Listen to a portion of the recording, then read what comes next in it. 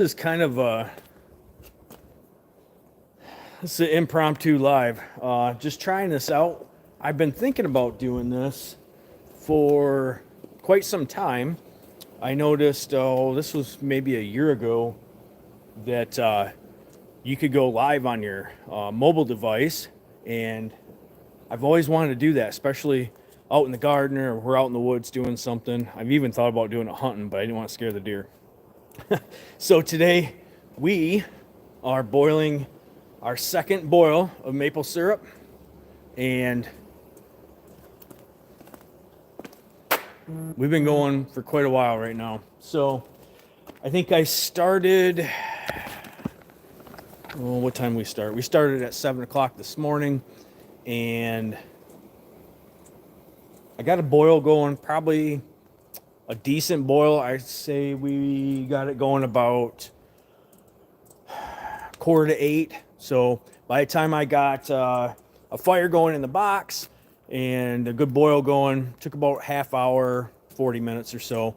But we're boiling good now. I do have to stoke this fire. I just noticed we lost our boil here, a fuzz, and I do need to put in some more sap from our warming pan. We've got a warming pan here in the pole barn on a turkey fryer. So we are making sure that we have warm sap going into the pan and not dumping raw cold sap in here. Well, it's all raw sap. So see, we got a couple people here. I'm not sure how to run. Oh, I don't want to do that. Sorry guys, bear with me for just a second here.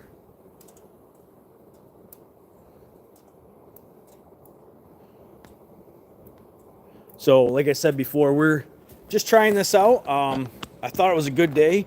We've got beautiful weather out here today. That's the reason that I'm boiling right now. We are going to have 70-degree temperatures here in Michigan today, and I needed to get this sap boiled up. I did not want it to go bad on the tree, and with it being as warm as it is today and tomorrow, it's going to go bad. We got to get that stuff boiled up. So I think we've collected 30 gallons so far today, and that was just off the trees up around the front here. If you guys watched my last video, we had some trees in the front yard that we tapped, and then we also tapped out back in the sugar bush. It'd be the old sugar bush. If you guys watched any of the other older videos, that is what we normally tap back there, but this year we're only running a few buckets. Dusty asks, have you finished any syrup yet? I have not finished any syrup. So my plan is do this boil, get this boil done up. I have concentrate from our last batch. There's probably, I would say, a gallon and a half, right around that, that I have just cooling, keeping cool in the fridge. And I want to do one finishing day. So I'll take that concentrate and this concentrate. I don't typically mix the two concentrates together when I'm finishing. I'll finish them separately just because I like that color gradient. You know, usually the first sap of the year is much more golden. It's got almost a buttery flavor to it, and I like that personally a lot better. It just, I don't know, some people like the dark syrup a lot better too. But I like the first run. So that's why I like to finish that off separately. And then when I finish separate like that, I've got one batch. I'll have about a gallon's worth that I like, and I kind of keep myself. And then I'll probably sell or give away some of the syrup that I'm doing here on this batch. I'm guessing I'm going to get just over a gallon off of the batch here that I've got. Maybe a gallon and a half. So let's see. Charlie says, how many subs you got? Well, check out the channel. I think there's 7,000 or so. Looks like we've got somebody else here. I see a hand waving. There we go. Hey, I'm just trying to check this stuff out here on my phone, guys. Like I said, this is kind of my maiden voyage on the live on mobile out here, and so I'm just kind of getting used to everything coming up on the mobile device. Teresa, how you doing today? So, all right, I'm gonna quit yapping for just a quick second. I do need to put some more sap into this pan, and I need to get some wood on it real quick. So if you guys want to hang out with me, we'll do that, and then I'm going to come back and I want to explain a few things that we're doing here this year, and some things we got coming up. I'd like to kind of go over that with you guys a little bit. But we're going to get some sap in here. I don't want to lose all my progress that I've got going on right now. So we're going to set you right there. I'm going to grab my gloves because I don't want to burn my fingers. And I'm going to grab this warming pan here real quick.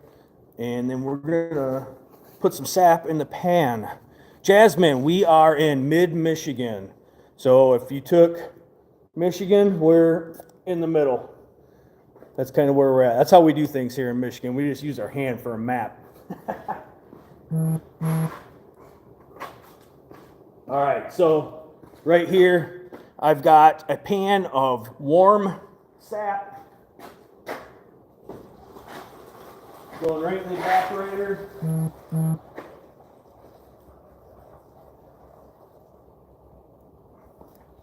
There we go. And that sap right there is basically boiling.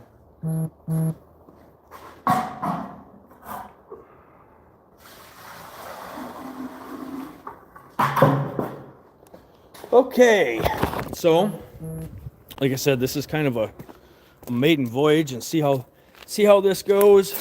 So pardon me if it's a little choppy. If you guys ever seen any of my other videos, I usually do a fairly decent job with editing and things like that. So we are gonna put some more wood on this fire right now. I got all my wood right here. Just chuck some in there.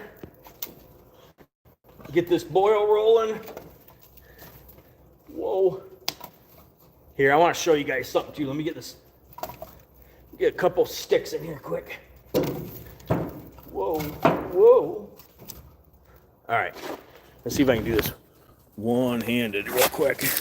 So what you want to do when you're stacking your wood, I try to go a few this way and then a few this way. So I got almost, whoopsies. And I usually have my other gloves on, but these little thin gloves it's a tad warm. So see how I got almost a log cabin going up there? That's what you want. You want all that flame going all through there and hitting the bottom of your pan. So we're gonna close that up. This will get going here in just a second. You said we lost that boil, and typically you will just for a second. If you've got a hot fire, it will come back real quick. So, all right. So that's what we've been doing. We've been doing some maple syruping. Beautiful day out to do this. I said earlier that we gotta get this stuff off the tree. It's gonna be 70 degrees today, and it will spoil, so we don't want that to happen for sure.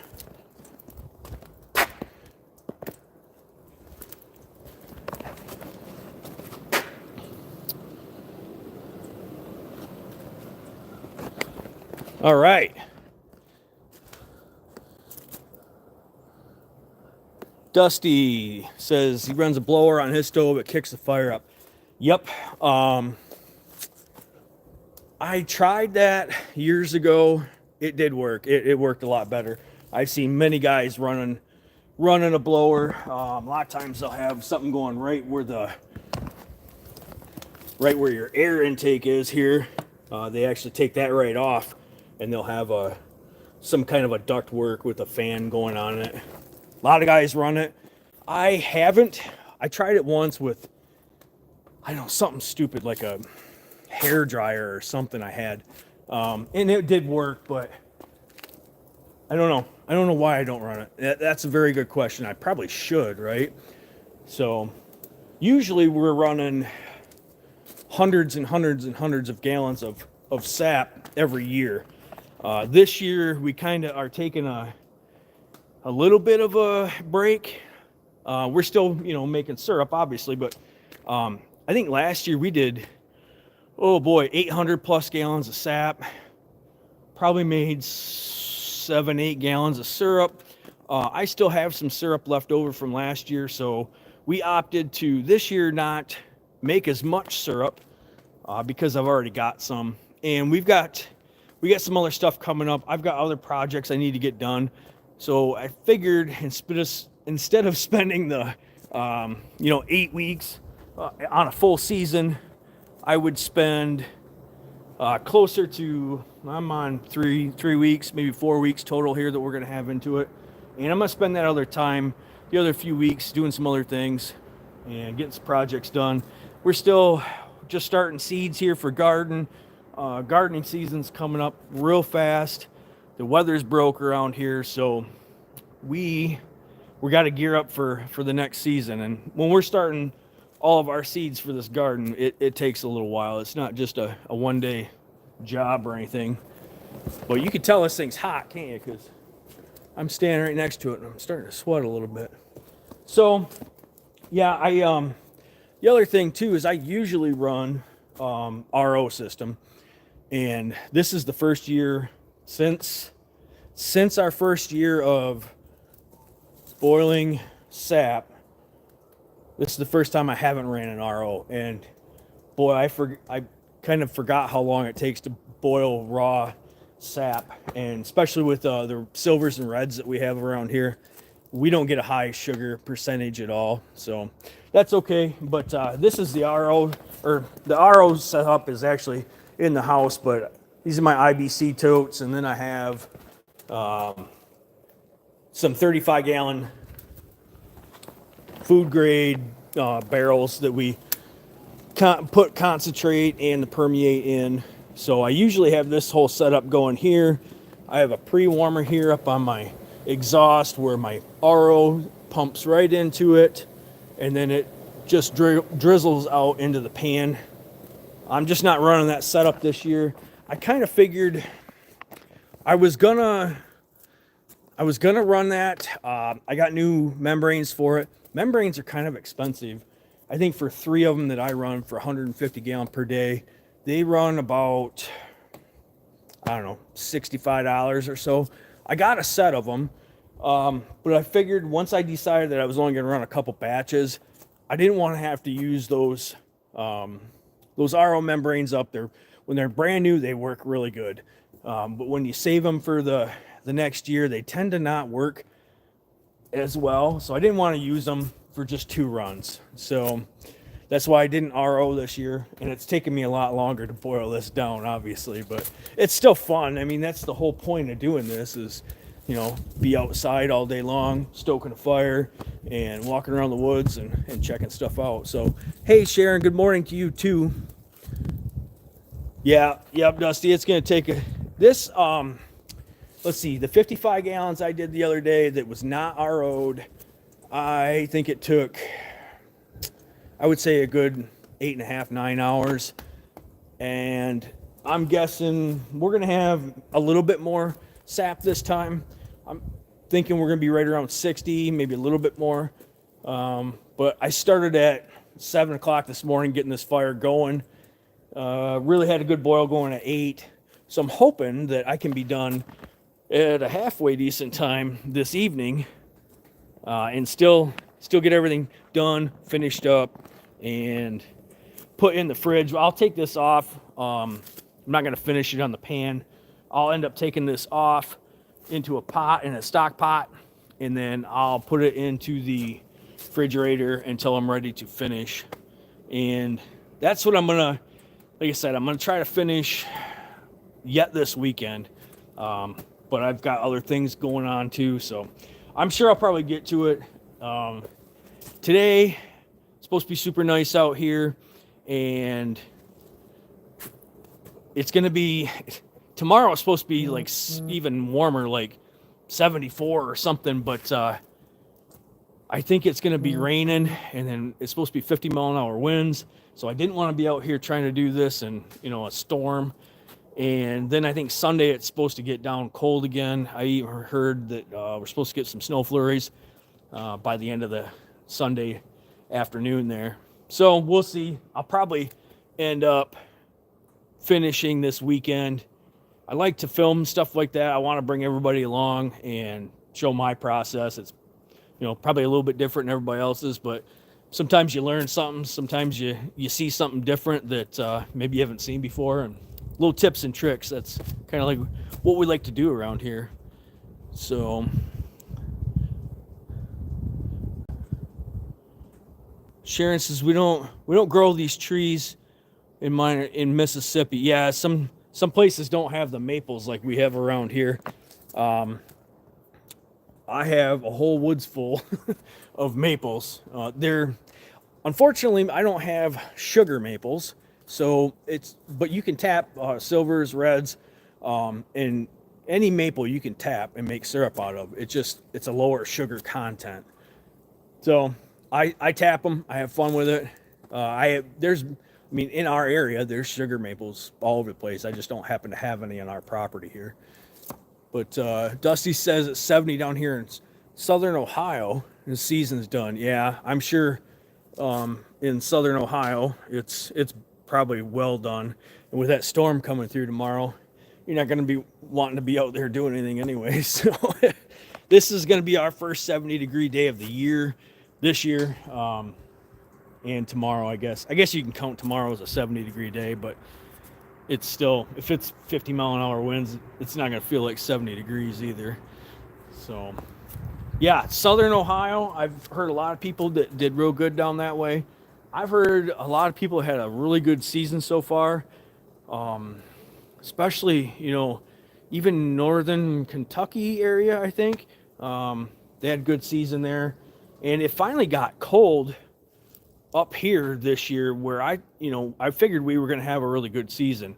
The last few years has been super warm, and it just, last year we had about a 3-week season, and that was it. It went from 30 degrees with no snow on the ground to 75 degrees in just a couple week time frame, and it stayed like that all spring. I had the whole garden planted.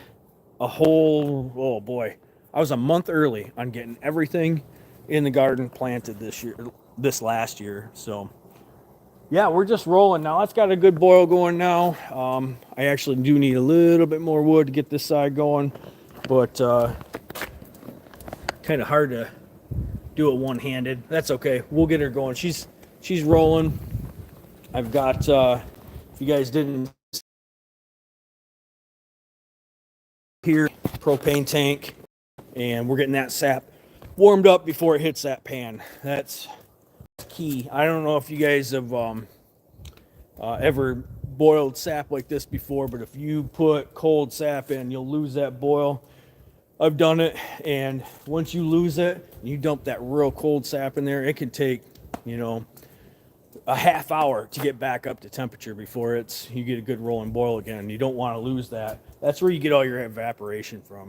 So if you guys haven't checked out, I don't know if you've seen or not, but Joe at Youngblood Family Farm, he has a great maple syrup playlist of his own. He does some really good stuff. If you guys get a second, go check him out and just check out the playlist. He's got so much stuff in there. I learned so much off of him that it's really beneficial. If you guys are looking for, different ways to do things and some easy how-to build videos. Oh, that's he's real good at explaining how to do things and why, the why of everything, not just, hey, this is what I'm doing. If you don't do it my way, then you're not doing it right. So yeah, we're doing good, guys. Oh boy. All right, we are going to check this fire one more time quick, and I'm gonna grab my welding gloves here. Actually, they're grill gloves, but technically they're welding gloves with a grill label on them. So we're gonna get another stick of wood in here, and then we gotta go and get some more sap off the tree. We gotta keep this guy loaded. Let's see if I can get this guy set up there. See what I'm doing? I think you can. Maybe not. There we go. All right. You can kind of see the whole spiel now. Yeah, Sharon, I like the how-to stuff too. Especially when I'm at work and I can just kind of turn on a good video and learn something while I'm getting something done. I enjoy that. My boss might not, but there we go. We are getting a good fire going right now.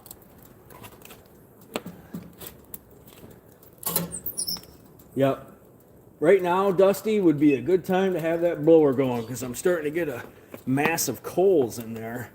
And once you get a bunch of coals in, you get coals this high up in there, you can only put a little bit of wood on, and basically you just got a bunch of heat going instead of flame. You need that small wood and the flame going. So, yeah, Sharon, we're gonna boil this. My 60 gallons, I'm guessing I'll have done in 9 hours. It'll probably take. I would say good 9 hours, and that's with conditions being right. It's gonna be warm today too. Sometimes with it being warm, it's not as good as if it's cold. When it's cold, it actually evaporates a little bit better. But so with that evaporator, oh, there's a chicken. With that evaporator, I can typically get, with RO'd sap, I can do about 15 gallon an hour, no problem.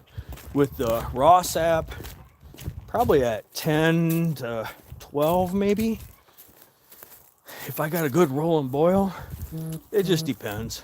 So we gotta sneak out here in the front yard. We're gonna throw this bucket back on, and then I've got 2 buckets right there that we need to get off the tree and into the evaporator. Technically the pre-warmer. So yes, I am putting the buckets back on the tree right now. I don't know if I'm going to do another boil or not. I haven't decided. This bucket right here is full. I know it's full. I already checked it. I'm going to grab this one here. It's half full. But I got half my pre-warmer is full. How long does it take to cool down before you can put it up? Yeah, so I guess the process is once I pull this off the evaporator, I let it cool, just sitting in a stock pot. And what I typically do is take my welding gloves and we'll put it in the fridge, and I'll just put I have a fridge out in the pole barn here, and I'll just put the welding gloves down and then set it on there. I'll set the stock pot on it, put a lid on it, and just let the fridge cool it down. So we're gonna get this sap right here into the pre-warmer real quick. I want to get this stuff pre-warming.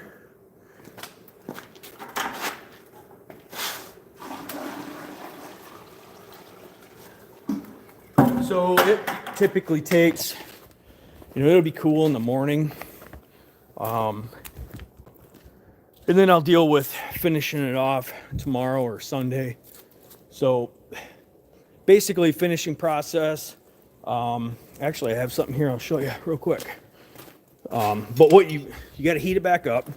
You're going to boil it down. I don't have anything to set this on here, but so I have this is just a test cup and a hydrometer.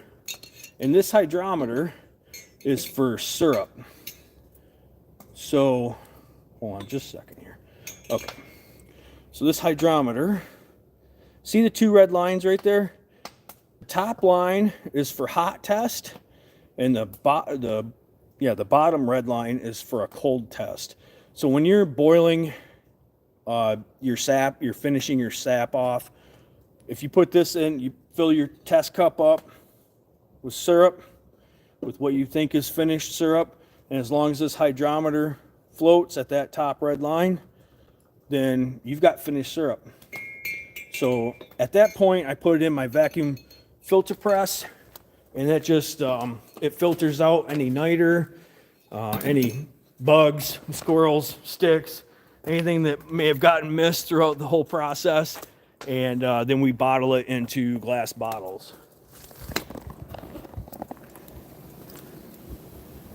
There we go. We're getting a good boil going. We are going to have to go get some more wood here in a minute too. Yeah, Sharon, the store-bought syrup is, if you've never had pure organic maple syrup, it's completely different. It's completely different consistency. It doesn't, like the Mrs. Buttersworth, you know, that's corn syrup. It's just sugar. It's not the same. The real maple syrup, it's a lot better flavor, I believe, and it's thinner. So it's not like water thin or anything, but it is thinner than a corn syrup. So that's why everybody likes it. That's why it's so expensive, because you only get it in certain parts of the world. You don't get her everywhere, and it takes a lot of time. It's not once you get kind of up and running. I mean, there is cost involved, but it's not. It's just a lot of time involved into it. Time which I enjoy doing. So no, we do not add sugar to it. There's nothing's in it. All this is straight sap out of the tree, and you're boiling the water off. You're just condensing those sugars that are already in that sap into a concentrated form. That's it. So glad you asked that. I had actually had a neighbor of mine ask me that just the other day. He says, "Well, how much sugar you put in it?" I said, "You don't put any sugar in it." He's like, "What, really?" He says, "That just comes out of the tree?" I says, "Yeah, well, you have to boil and boil and boil and get all the water off it, but afterwards, yeah, you've got syrup." So he was kind of amazed at it. So yeah, it's fun. So it's something, definitely something to do. This time of year, we like to get out. We're always cooped up in the house all winter. There's, 2 weeks ago when I tapped, there was a foot of snow out here. So in that time frame, we went from a foot of snow to it being 70 degrees and getting ready to have a cutoff shirt on later today, I think. So we really enjoy getting out, stretching our legs, getting kind of that cabin fever out of our system, and walking around the woods a little bit. It's fun. So yeah, that's kind of what we got going on today. If you guys haven't seen, I did drop a video yesterday, and that was from our boil from last weekend. So today, I thought I'd give this a shot, see if any of you guys liked it. I may do some more. We'll see how this goes. I think if I scheduled it maybe a little bit ahead of time, I just kind of clicked on the button and see what would happen. But I'd like to do this maybe a little bit more, especially when we're gardening, because there's so many little things that we do in between different steps that I'd like to show. And sometimes it's easier to just show in real time rather than, doing a video and editing it all over and then, trying to come back and explain everything. So sometimes I can just explain it better, like I said, in real time. Yeah, Sharon, you can definitely get real maple syrup in Illinois. I know they make a lot of syrup there too.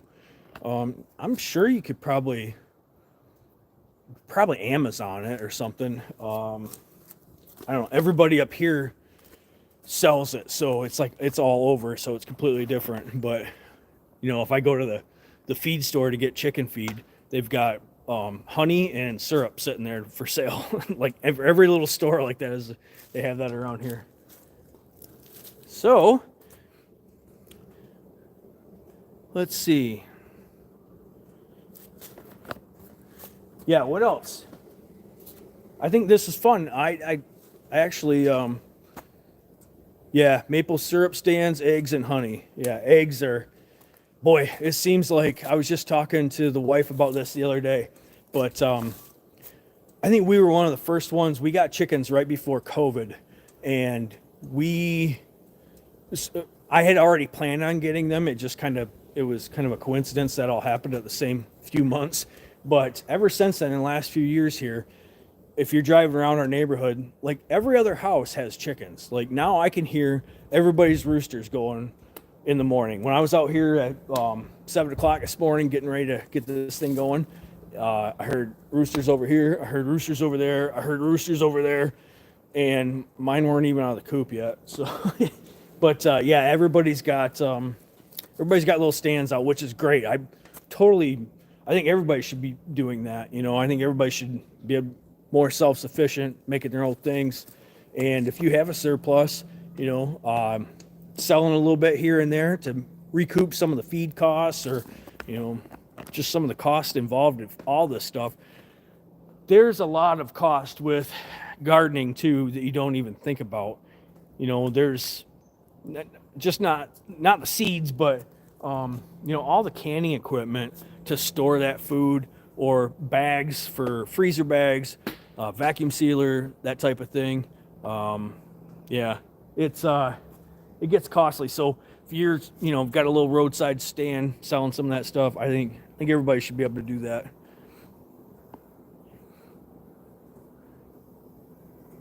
Yeah, Chris. If you got chickens last year, yeah, I actually checked. What was it, a couple weeks ago? Because I want to make sure I can get my meat chickens ordered up, and I want to make sure I can get we're getting more layers this year too. So there's a little foreshadowing. We're gonna have some new chickies on the homestead here pretty soon. But I was checking, and you guys, I don't know where you get your chickens from, but and this is kind of for anybody, but there was some availability issues for meat chickens, and that was just through Murray McMurray. There's hatcheries in Michigan that I've used before, and they look like they had availability for chicks. Just some of them didn't. So, hold on, let's see. There we go. Dan Lowe Music. I was at Coastal Farm Supply yesterday, and the chicks they have are on reserve from January orders. It's crazy. I've been wanting chickens for a while. Yeah. Yes. So that's kind of what I was just saying. That was our problem as well, is there was just some availability issues. But I was at the feed store just the other day, and they said they got chickens coming. They didn't have an availability issue, but they weren't. I think they were going through Town Line Hatchery. So if you guys need to, check them out. I believe I think they're in Michigan. I'm not 100% on that one. I think I used them one time, and I didn't have any problem with them. So, yeah, converting an old dog run or something is a great way to start. That was kind of our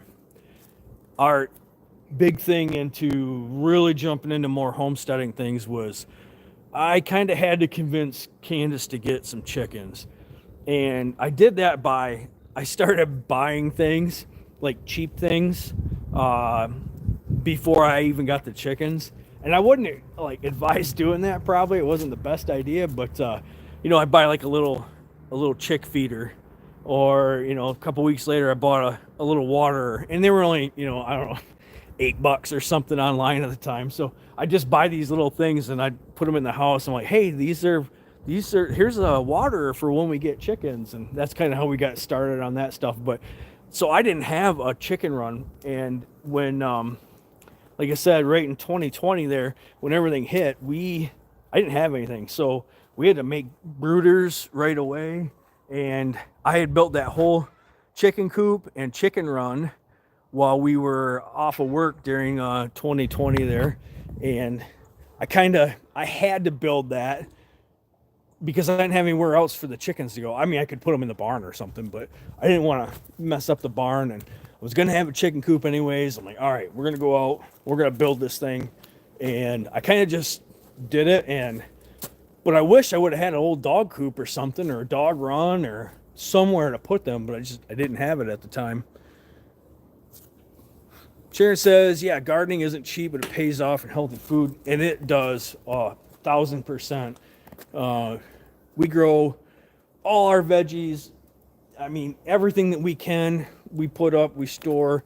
And not only is it a cost savings, but to us, it's healthier. And that's the main reason that we do it is not just a cost issue, but you're just getting healthier food. I mean, there's no junk in it.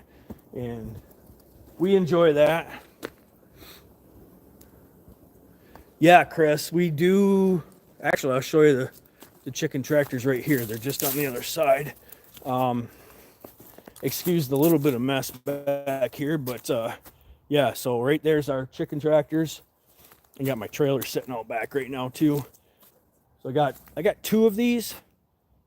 And funny you ask, but I actually made those during 2020 as well, because I think what we did, I bought 40 layers and I can't remember. No, 30 layers and 40 meat birds, and that was our first time having chickens. So yeah, I knocked out the chicken tractors first, so I had some place for the meat chickens to go, and then I knocked out the chicken coop after that. But I ordered them early when I did do that. It was, I think I ordered in March, and I had the chicken tractors ready. It was so cold that year. I actually put a bunch of insulation around them. I had big rugs that I laid over top because it was getting cold, and we didn't know how they would fare when it was, practically snowing. But we got through. It was a learning year, and we had a blast doing it, and we've been doing it ever since. So yeah, I know I try to keep stuff picked up around here, and I got little projects all over the place, and it just happens. I know how it goes. But let's see, ordered 20 meat birds. Yeah, we jumped right in. Like I said, I don't know why. I just kind of, sometimes I gotta do that, or I'll just sit there and think about it. And we had talked about it for a year probably, and we finally just did it. And so it's been fun ever since. We've continued to do it. We're getting more meat birds this year. We usually do batches of 25. This year I'm gonna at least do 3 batches of 25, if not a little bit more. Something this year, which I don't usually video the chicken butchering. I'll video when we get the chicks and stuff a little bit. Hey LG, how's it going? I haven't seen you guys in quite a little while. So I hope you guys are doing good. Yeah, so I don't usually video the butchering, stuff like that, but this year when we did our processing, I actually took about half of our birds and we pieced them out. And we like a whole bird as well. But we found that piecing them out like that, we could go in and grab, a package of chicken breast and use them in a meal. Or we had legs and thighs, and then we could take those, make a soup, make a chicken soup. We do have a couple meals that we like just legs and thighs in. So we like that too. So I think we're going to do that a little bit more. I may show that in a video this year. I don't know. It's just, YouTube is so funky with some of that I get nervous. I get nervous with hunting videos. I get nervous with any kind of chicken butchering video. I don't know. I guess in my mind, it's not worth, getting demonetized or getting knocked off YouTube for a video that I feel everybody should be able to watch and produce. So, looks like I got a mailman here. So, yep. Chris says he's the same. I ordered. Yep. Now you got to get a chicken tractor put together. Yeah, I did video the tractor that I just showed you guys right there. It's one of our older videos, and I actually did that. I mean, it shows kind of how I put everything together. So if you want to check that out, it's going to be one of our first videos. I think it's in the chicken playlist, if I remember right. So, yeah, Sharon, I don't know why YouTube doesn't let you show that stuff. I think it's one of the most beneficial things that should be on there, and I don't get it. But yeah, I know. I know you can get a strike for old videos too, and that's why I had one video where I didn't really show a lot, but I didn't show any of the, it wasn't a how-to video. It was more of a, hey, we're doing chickens on, this day type of video. And I always wondered about, am I going to get, dinged for that one? Or that's why I've never done a deer processing video. I process all our own deer around here, all our venison. And I think everybody should know how to do that as well. And it's just, I don't know. I'm sure if I posted something, somebody's going to say something, and I didn't want to, I don't know. It's just a weird, and that's, the other thing too about like hunting videos. I've shot so many hunting videos that, and then I get them back to the house. I start looking at them. I'm like, man, if I show this whole video, am I going to get dinged on this one? So I just always chose not to. So that's all right though. Let's check out this boil real quick. Kind of got on the homesteading spiel, but that's good because that's what I like to talk about. So I always got to watch my pan right here. Let me see, make sure you guys aren't fogging up on me. That's my low spot on my pan. And if that gets too low, it'll scorch on me. So I just got to keep an eye on that. We got a good boil going, and got a little breeze going. The breeze, luckily, is going right into my door where I've got it cracked open. So I'm getting a little blower action going on right there. So what's some things you guys have been getting ready for this spring season? You guys getting seeds started? What else? I know there's a lot of people that have pigs that they're getting this time of year. That's something that we've been talking about around here for years now, is getting pigs. You got a pig too? Oh, that's something I was we have not done yet, and I've researched I don't know how many things. Oh, you got 3 pigs. That's even better. Well, I've always heard with pigs, you have to get more than one, because you have to have at least 2, so they try to out eat each other. Otherwise, they don't grow right. I don't know if there's any truth to that or whatever, but yeah. So right back here, kind of in our sugar bush area, is where I've always wanted to have pigs. So right off the back of the barn, just out here, you can maybe see a bucket way back there. You can't. So this little area, it's close enough to the barn where I can get water. So I do have water in the barn, and I don't think I need electricity out there or anything, but to have a hot wire out in this area right here, see all the trees? Even if I put a solar fence back here, I don't know if I can if it'll charge enough to get to keep that fence hot. So I've also thought about doing it in a few other places up front. I haven't done that yet either, but I don't know.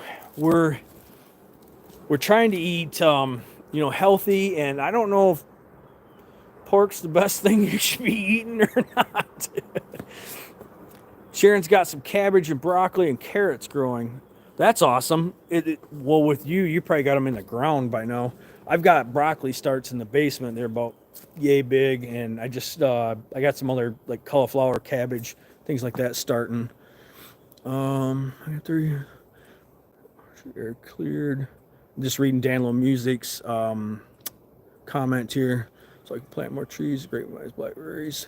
Vines took over up the orchard and killed off 4 of my dad's old trees. Yeah, that's something that we do not have around here is an orchard. What you would think with all the trees and things like that we got going on here, I'd have some type of orchard. And I don't. I actually had a spot out back that I've been trying to clear out and make an orchard back there, not only for ourselves, but for wildlife, deer mainly. But I have yet to. When I started out in that area, it was all full of ash. So I was just cutting dead ash trees out of there. And enough ash died or I cut out. And now there is so much poison ivy back there. I don't even go into that area unless it's got snow on it, because I get poison ivy so bad that I just choose not to get it anymore. So I don't even go back there. So yeah, we are doing good. I'm glad you guys got to hang out and listen to me ramble a little bit here. I'm kind of keeping an eye on this low part here. I'm gonna have to add some more sap to that pan, but hey, let me know if you guys want me to do this maybe a little bit more. I don't mind, especially I hate doing garden tour videos. Some people like them and some people hate them. I probably lose more subs and people from a garden tour video than I do anything else. But this kind of got me thinking maybe it would be better to just do a live walkthrough, maybe a scheduled live walkthrough on something like that. Maybe a couple times in the year. I try not to do them very often. I don't like to over inundate everybody with the same. Oh, look, my tomato plants are 2 inches taller today. That's kind of dumb. But if I'm doing something, different or something that I haven't done before, I kind of like to show that. And sometimes I just like to get some tips because, if it's something I haven't done before, I use all the education I can get. So you don't have poison ivy down there? Oh, I need to be down there. I've never ran into stinging nettles. I haven't had any experience with that. I'm sure it's not good. It doesn't sound good. So, yeah, I like live streams too. And it's just sometimes, yeah, it's hard. Me and Candace used to do lives once a week, I think, and it was different. We really, there was a couple good things, a couple bad things. The good things, we really enjoyed interacting with people. That was fun. Like, we would get off a live and like, hey, that was really cool. We got to kind of chit chat back and forth with people, in the chat, and we really liked doing that. We got some good advice for things that we were thinking of doing. But the thing that we didn't like about it, we were trying to do it on a scheduled day every time, or every week at the same time. And at that point, this was, 4 or 5 years ago now. We didn't, our kids they were into every sport imaginable. So we were always running back and forth to practices. We're almost 10 miles away from the school. So anytime they have a practice, we had 3 kids doing sports, all year long. So somebody was running back and forth. We'd pass each other, taking one kid to practice, coming back. So it was really hard for us to schedule sitting down on a certain time and getting that live in there. So that's one thing we didn't like about it. But now with the ability to do something like this where you can do it. Oh, I'm sorry, and that was the other thing too, is back then you couldn't, you had to do it on a laptop or at a computer. You couldn't do it on a mobile device. But now with this mobile live that they have, I can walk around, we can do things, and I can pop up a lot more convenient. If I have a half hour and we can do a walkthrough, or if I'm out back and we're doing something. I've got some projects planned for out back and at our other property this year. I think I want to bring you guys along at. So I think I might do something like that. It's a little bit more convenient for me, and it still gets you guys a little bit more interaction, and we can still chat here, which is always fun. So I'm gonna let you guys be. I need to get some more sap in this pan, and I need to get some sap back on that pre-warmer over there, and I have to haul up buckets from the other side of the yard. So I appreciate you guys hanging out and just kind of seeing what we're doing today. And if you guys didn't see the first boil, I dropped that video yesterday. Go check that out for our first boil. I'll have a video on the second boil, and that'll probably be coming out, I'm hoping for Sunday. I'm going to try for Sunday, project depending here, okay? So, but thanks again. I had a great time. Yeah, don't burn it right here. You guys have a great afternoon. Enjoy this weather. Oh, it's about time for some nice weather here and some nice warm 70-degree days up in Michigan. You guys have a great weekend. Take care, and we'll check you on the next one.